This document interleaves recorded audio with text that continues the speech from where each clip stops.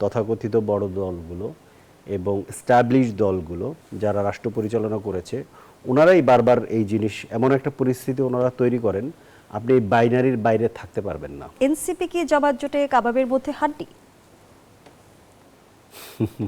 নাহলে হাড্ডির মধ্যে কাবাব। Interesting. NCP যোগ না দিলে তরুণদের ভোট জামাতের কাছে এইভাবে যাওয়ার কথা না।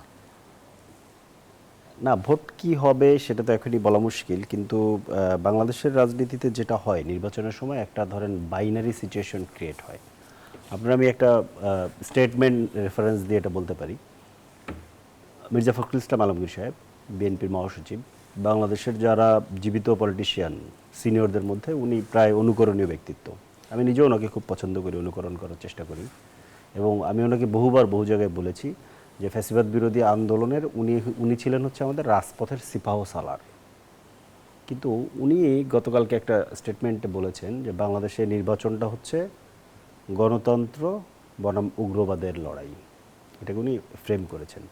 খুব ইন্টারেস্টিং হচ্ছে এই ফ্রেমিংটা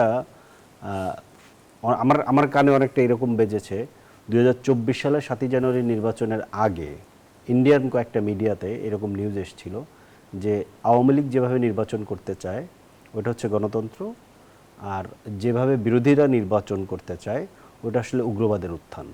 এই যে বাইনারিতে ফেলে দেওয়া, এই বাইনারিকে ফেলে দেওয়ার রাজনীতিটা এখানে বহুদিন ধরে চলছে, এবং বড় দলগুলো, তথাকথিত বড় দলগুলো এবং স্ট্যাবলিশ দলগুলো যারা রাষ্ট্র পরিচালনা করেছে ওনারাই বারবার এই জিনিস এমন একটা পরিস্থিতি ওনারা তৈরি করেন আপনি এই বাইনারির বাইরে থাকতে পারবেন না।